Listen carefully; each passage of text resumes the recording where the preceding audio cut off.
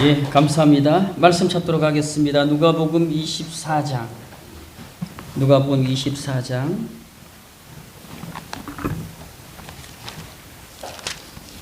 41절에서부터 49절까지 말씀입니다. 누가복음 24장 41절에서부터 49절. 제가 가진 성경은 신약 성경 141쪽 되겠습니다. 제가 읽겠습니다. 그들이 너무 기쁨으로 아직도 믿지 못하고 놀랍게 여길 때에 이르시되 여기 무슨 먹을 것이 있느냐 하시니 이에 구운 생선 한 토막을 드리니 받으사 그 앞에서 잡수시더라. 또 이르시되 내가 너희와 함께 있을 때에 너희에게 말한 바 곧 모세의 율법과 선지자의 글과 시편의 나를 가리켜 기록된 모든 것이 이루어져야 하리라 한 말이 이것이라 하시고 이에 그들의 마음을 열어 성경을 깨닫게 하시고 또 이르시되 이같이 그리스도가 고난을 받고 제3일에 죽은 자 가운데서 살아날 것과 또 그의 이름으로 제사함을 받게 하는 회개가 예루살렘에서 시작하여 모든 족속에게 전파될 것이 기록되었으니 너는 이 모든 일의 증인이라. 볼지어다 내가 내 아버지께서 약속하신 것을 너희에게 보내리니 너희는 위로부터 능력으로 입혀질 때까지 이 성에 머물라 하시니라. 아멘. 예, 6월의 첫 번째 주일입니다. 오늘 또 우리 안 장로님 처음으로 기도하셨네요. 예, 감사합니다. 예, 서경수 집사님 또 오셔서 감사하고, 일부에는 장훈진 집사님이 한 4년 만에 오셨더라고요. 그래서 감사드립니다. 오늘 말씀 제목이 정인의 삶입니다. 한때 유명한 그 복음성가 CCM 가수이자 작곡가인 최덕신 전도사님이죠. 이분의 복음성가 중에 주님의 증인이라는 복음성가가 있습니다. 우리는 모두 다 주님의 증인 땅끝까지 이르러 주복음 전하세. 이분이 서울대 나온 분인데요. 그 송명희 씨의 나라는 그 복음성가에 곡을 붙인 분도 바로 최덕신 이분입니다. 찬미예수는 최용덕이라는 분이고요. 이 가사에 주님의 증인이다라는 내용이 있습니다. 사도행전 1장 8절을 보면 오직 성령이 너희에게 임하시면 너희가 권능을 받고 예루살렘과 온 유대와 사마리아와 땅끝까지 이르러 내 증인이 되리라. 내 증인이 되라고 말씀하고 있습니다. 예수님께서 환상 중에 기도하고 있는 아나니아에게 나타나셨습니다. 그러면서 바울을 소개하셨는데요. 바울을 이렇게 소개합니다. 이 사람은 내 이름을 이방인과 임금들과 이스라엘 자손들에게 전하기 위하여 택한 나의 그릇이다. 나의 그릇이라고 이야기를 하죠. 바울은 사도행전 뒷부분에 보면 스데반에 대한 회고를 하면서요. 스데반을 뭐라고 표현하냐면은 주의 증인 스데반. 완전히 바뀌었죠. 스데반이 죽을 때에 그 죽음의 주동자가 누굽니까? 바로 바울이었습니다. 바울이 스데반을 순교하게 하는 데 있어서 그 주동적인 역할을 했죠. 그가 바뀌어서 주의 증인 스데반이라고 그렇게 스데반을 표현합니다. 오늘 본문에서도 40절을 보면 너희는 이 모든 일의 증인이라 라는 기록이 있습니다. 여기서 모든 일은 뭘까요? 예수의 십자가와 부활 사건입니다. 예루살렘에서 며칠 사이에 일어났던 모든 일들을 가리킵니다. 이 말씀은 궁극적으로 우리가 증인의 삶을 살아야 된다는 것을 말해줍니다. 누가복음 24장을 통해서 우리는 어떻게 해야 증인의 삶이 되기 위해서 갖춰야 될 것이 뭔지를 알 수가 있는데요. 그걸 한 3가지 정도 찾아보고자 합니다. 먼저 찾기 전에 증인이 누구인가부터 정리를 해야 합니다. 신약 시대에 교회를 여러 시대로 구분하는데요. 예수님 활동하던 시대를 그때를 초대교회라고 하지 않습니다. 사실은 원시 기독교라고 얘기합니다.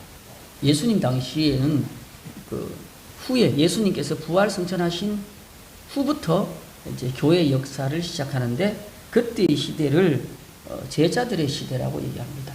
사도 시대라고 이야기하죠. 베드로, 바울 이런 사람들이 활동하던 시대입니다. 이분들이 나이가 많아서 돌아가셨어요. 그 다음 시대를 속사도 시대라고 이야기합니다. 누가 주도를 하느냐? 바울의 제자 디모데, 디도와 같은 이런 자들. 그러니까 제자의 제자. 그들이 주도하는 시대입니다. 이 시대를 속사도 시대라고 합니다. 이 속사도들도 다 이제 천국 갔습니다. 그 다음 시대를 교부 시대라고 이야기합니다. 클레멘트와 같은 교부들이 있어서 교회를 이끌었습니다. 교부 시대가 끝나면서 이제 바야흐로 감독의 시대가 등장합니다. 감독의 시대의 대표가 바로 교황입니다. 교황의 시대가 끝났습니다. 그리고 개혁교회 역사가 일어났습니다. 교회의 시대가 등장을 했죠. 제자들로부터 이어지는 신앙의 전성은 오늘날 교회로 이어지고, 그 교회가 곧 우리입니다. 따라서 오늘날 우리가 예수의 증인이요, 예수를 증거하면서 살아가야 된다는 겁니다. 그렇다면 증인으로 갖춰야 될 자격이 뭘까? 첫 번째는 부활의 신앙입니다. 누가복음 24장 13절 읽지 않았습니다만 앞에 가면 엠마오로 가는 두 제자 이야기가 나옵니다. 엠마오는 예루살렘에서 한 10km 정도 떨어진 곳에 있는 마을입니다. 몇 리 정도 될까요? 한 25리 정도 되겠죠. 이들은 아주 슬픈 표정을 지으면서, 우리말로 하면 세상 다 살았다는 표정을 지으면서 엠마오로 내려갑니다. 왜 그럴까요? 그동안 열심히 목숨 걸어서 예수님을 쫓아다녔는데, 예수님 뭔가 하겠다 싶어서 쫓아다녔는데 그 예수님이 돌아가셨어요. 실패해버린 거예요. 3년 동안 정말 모든 거 내려놓고 쫓아다녔던 모든 것들이 한순간에 다 사라져 버렸던 거예요. 더군다나 예수님이 돌아가셔서 장례를 치르는데 스승의 시체가 없다는 거예요. 누가 어떻게 했는지. 무덤가에 갔던 여인들로부터 이런 얘기가 들려옵니다. 예수님 부활하셨다. 부활이 도대체 믿어지지가 않는 거예요. 황당하기만 하는 거예요. 실패해서 걸어가는데 스승의 시체는 사라져버리고 부활했다. 믿어지지가 않는 거예요. 어떻게 죽었던 사람이 다시 살아납니까? 이들에게 예수님 나타나셨어요. 처음에는 눈이 가려져서 예수님인 줄 못 봤습니다. 한동안 모르는 상태에서 엠마오로 가는 두 제자는 예수님과 함께 길을 걸어갔습니다. 저녁을 먹을 때쯤에 예수님께서 모습을 보이셨습니다.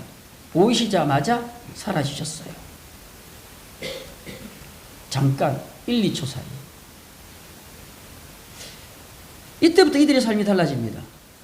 엠마오로 가는 걸음을 다시 예루살렘으로 향합니다. 실패해서 떠나온 그 예루살렘으로 다시 돌아갑니다. 제자들이 모여있는 곳에 부활하신 예수님께서 나타나셨습니다. 오늘 본문 누가복음 24장 39절을 보면, 내 손과 발을 보고 나인 줄 알라. 또 나를 만져보라. 영은 살과 뼈가 없으되 너희 보는 바와 같이 나는 있느니라. 부활하신 실체의 모습으로 제자들 앞에 나타났습니다. 제자들은 처음에는 믿을 수가 없었습니다. 처음부터 여인들이 전해주는 말도 믿지 않았습니다. 자, 41절 한번 볼까요? 그들이 너무 기쁨으로 아직도 믿지 못하고. 이게 뭔 말일까요? 예수님이 실제로 나타나셨어요. 너무 반갑고 기쁘고 사실 같아요. 그런데 머리로는 이게 안 되는 거예요. 왜? 사람이 어떻게 죽었다가 살아나냐. 머리하고 가슴하고 좀 따로 노는 거예요.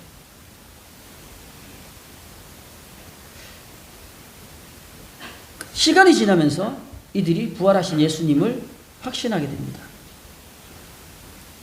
부활하신 예수님을 만난 제자들의 활동이 바로 사도행전에 기록되어 있습니다. 부활하신 예수님을 만난 베드로는요, 오순절날 이렇게 말을 합니다. 이 예수를 하나님이 살리신지라 우리가 다 이 일의 증인이로다. 자신이 부활하신 예수님의 증인이라고 말을 합니다. 사도행전 3장 15절에서도 솔로몬 행각에서 설교도 마찬가지입니다. 베드로 자신은 예수의 부활의 증인이라고 말을 합니다. 우리에게 있어서 가장 핵심적인 신앙은요, 부활 신앙입니다. 그런데 부활의 사건은 2000년 전에 있었던 사건입니다. 2000년이 지났어요. 2000년이 지난 이 시점에 우리는 어떻게 부활을 경험할 수 있을까? 딱 두 가지입니다. 하나님의 말씀, 성령의 은혜입니다. 하나님의 말씀과 성령의 은혜로 우리는 부활의 신앙을 오늘 생생하게 2000년의 사건이 아니라 오늘 사건으로 우리는 경험할 수 있는 겁니다. 두 번째로는 말씀입니다. 부활하신 예수님께서 이 엠마오로 가는 두 청년에게 나타나셨습니다. 슬픈 기색을 띠고 길을 걸어가는 이 두 청년에게 나타나셔서 뭘 하셨냐면은 구약 성경에 예언된 예수님의 고난과 부활에 대해서 가르쳐 주었습니다. 이렇게 되어 있어요. 이에 모세와 모든 선지자의 글로 시작하여 모든 성경에 쓴 바 자기에 관한 것을 자세히 설명하니라. 오늘 본문에서 또 마찬가지입니다. 44절을 보시면 또 이르시되 내가 너희와 함께 있을 때에 너희에게 말한 바 곧 모세의 율법과 선지자의 글과 시편에 나를 가리켜 기록된 모든 것이 이루어져야 하리라. 45절 그들의 마음을 열어 성경을 깨닫게 하시고. 대전신학대학교를 은퇴하신 허오익, 이름이 참 발음이 이상한데 허호익입니다. 유튜브에 이분이 이단과 사이비에 대해서 강의하신 내용이 있습니다. 그 유튜브 보시는데 정치적 유튜브는 되도록이면 보지 마십시오. 누가 보내주면 지워버리십시오. 그리고 유튜브 보면 이런 신앙적인 유튜브 많습니다. 보면은 이름은 제가 지금 생각이 안 나는데 젊은 전도사님이 있는데 상당히 또 급진적으로 가는 분이 있긴 있어요. 그런 분도 보니까 그 구독자가 한 20만 명 이래 돼요. 너무 또 소위 너무 막 나가는 그런 스타일 같고 건전한 분들이 참 많아요. 찾아보면 이분이 이 우리나라의 이단과 사이비에 대해서 강의를 해놓은 게 몇 개 있습니다. 사실 한국 교회에서 파생됐다고 보면 좀 말이 다르죠. 기반으로 생긴 이단들은요, 사실 이 계보를 걸릴 수 있습니다. 왜냐니까 전부 다 옆 동네에서 강사하다가 옆 동네에서 중간 간부하다가 뛰쳐나와서 하나씩 다 차린 거예요. 이 계보도에 올라가면 한때 이제 기억은 안 납니다만은 부천인가요? 성남의 어느 기도원도 등장하는데 그 꼭대기에 올라가면 1930년대에 있었던 김성도라는 할머니가 등장을 해요. 이분의 일화도 쭉 나오는데요. 이분이 아담과 하와의 범죄를 환상 중에 봤다고 하면서 해석을 해놨는데 이걸 성적인 부분으로 해석을 해요. 성적인 문제로 해석을 해요.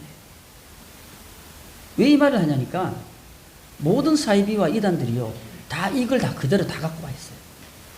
다 있어요. 그들의 교리. 여러분이 알고 있는 모든 이단에는 이 할머니가 환상 중에 봤다라는 그 해석을 그대로 다 차용해요. 성경을 잘못 오도하는 거죠. 이단들이 성경을 자의적으로 해석함으로써 생겨나는 겁니다. 성경은요, 신앙생활의 기초입니다. 아무리 기도를 많이 해도 말씀이 없으면 쉽게 넘어집니다. 사단의 공격에 쉽게 노출돼요. 예수님께서 부활하신 후에 제자들에게 말씀을 가르쳤습니다. 마태복음 4장에 예수님께서 겪으신 사단의 시험이 나옵니다. 예수님은 그때의 사단의 시험을 구약 성경에 나오는 말씀으로 물리치셨습니다. 예수님이 흔한 구절 지어낸 말씀이 없습니다. 구약에 나오는 성경 말씀을 그대로 인용해서 사단의 공격을 물리치셨습니다. 이것이 우리에게 무엇을 시사합니까? 인생의 위기 속에, 사단의 공격 속에 그 공격을 이겨내는 방법을 예수님께서 미리 보여주신 겁니다. 바울은 에베소서 6장에서 하나님의 전신갑주를 이야기하면서 사단을 공격하는 검이 바로 말씀이다라고 이야기합니다. 성도들이 신앙생활을 하시는 걸 보면 좀 안타까운 부분이 있는데요. 교회를 오래 다녀도 성경에 대해서 몰라요. 뭐 기도하면 되지, 예배 안 빠지면 되지, 성경에 대해서 알려고도 하지 않습니다. 그러니 이단인들이 흔드니까 다 넘어가는 거예요. 요즘 뭐 문제가 되는 신천지도 보면 전부 다 기존 신자들이 다 넘어간 거예요. 말씀을 부지런히 읽고 묵상하시고 배우셔야 돼요. 마지막 세 번째는 성령의 은혜를 경험하셔야 돼요. 오늘 본문 49절을 보시기 바랍니다. 볼지어다 내가 내 아버지께서 약속하신 것을 너희에게 보내리니 너희는 위로부터 능력으로 입혀질 때까지. 위로부터의 능력, 이것이 바로 성령의 은혜를 말하는 겁니다. 앞에서 제가 사도행전 1장 8절을 말씀드렸습니다. 오직 성령이 너희에게 임하시면 너희가 권능을 받고 성령이 임할 때에 정인의 삶을 살 수 있는 겁니다. 사도행전은 앞에서 말씀드렸듯이 부활하신 예수님을 경험한 제자들, 부활하신 주님의 증인들의 사역을 기록하고 있습니다. 오순절날 이들이 마가의 다락방에서 기도할 때에 성령의 역사가 임했습니다. 베드로가 뛰쳐나갔습니다. 그리고 말씀을 선포할 때에 3,000명이 회개하고 세례를 받는 역사가 있었습니다.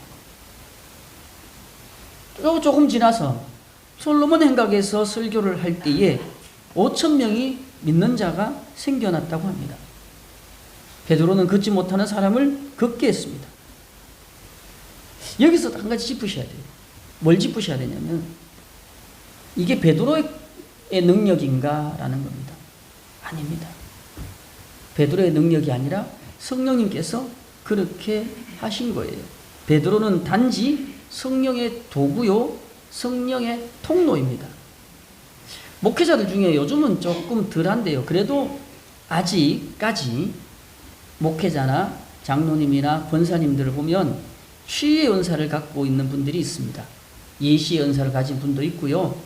뭐 요즘은 이제 보기 힘든데 뭐 방서 해석, 방언을 통역하는 건 많이 있지만 이 여러 가지 은사가 있는데 제가 고등학교 때 한번 교회에서 놀고 있는데 한 남자분이 한번 찾아왔어요.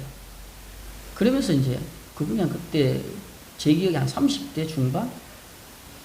그러면서 이제 찾아와서 하는 얘기가 혹시 여기에 방서를 해석하는 분이 있냐라고 묻더라고요. 전 처음 듣는 얘기였어요. 그게 뭡니까 하니까 이제 방언으로 기도하는 건데 그건 쓰는 거래요. 근데 썼는데 이걸 해석이 안 된다고. 이걸 해석할 분을 찾는다고. 요즘도 병 고치시는 분도 있고 귀신 쫓는 분들 계십니다. 성남에 가면 장로님이 그 집회를 하시죠. 근데 여러분 그건 개인게 아니고 하나님께서 잠깐 맡겨놓은 거라는 걸 분명히 아셔야 됩니다. 내 것이 아니고요. 나는 통로요, 도구입니다. 통로이고 도구이기 때문에 여러분들을 통해서도 이러한 역사는 나타납니다. 선교지 가면 나타나요. 사실 몽골이나 중앙아시아 지역에 가서 선교하는 사람들, 단기 선교팀들을 가서 이 사역하는 거 보면 정말 기도하면요. 여기서 평범한 청년들인데 데리고 가서 선교하다 보면 그들이 기도하는 가운데 귀신이 떠나가고요. 그들이 기도하는 가운데에 몸이 낫고요. 그런 일들이 있대요. 한국에 오면 평범한 그냥 20대 아이들이에요. 근데 그들을 통해서 그런 역사들이 나타난다는 거예요. 뭡니까? 하나님이 역사하는 거예요. 베드로와 바울이 성령의 은혜를 입을 때에 그들은 놀라운 하나님의 역사를 이어나갔습니다. 죽은 자를 살리기도 했습니다. 베드로는 사도행전 9장을 보면 욥바에 있는 다비다라는 여제자를 기도해서 살아나게 했습니다. 사도행전 20장을 보면 유두고라는 청년이 나오는데 바울이 설교할 때 3층에서 설교할 때 걸터 앉아 있다가 떨어져서 죽었어요. 바울이 기도해서 그 유두고라는 청년을 살려냅니다. 바울과 베드로가 살린 게 아니라 성령님께서 살리신 거죠. 성령님은 지금 이곳에도 계셔요. 여러분 가운데도 계십니다. 우리 안에도 계십니다. 왜냐하면 성경은 분명히 그렇게 얘기합니다. 회개하고 예수님을 영접한 자에게 주신다고. 분명한 약속이라고 성경은 기록합니다. 문제는 내 안에 성령님이 있는지, 오셨다는데 목사님들은 성령님 우리 안에 계신다라고 말하는데 나는 내 안에 있는지 없는지 모르겠는 거예요. 왜 그럴까요? 이유는 간단합니다. 성령님께서 일을 안 하시니까요. 왜 활동을 안 하실까요? 우리의 죄 때문입니다. 두 번째, 우리가 구하지 않기 때문입니다.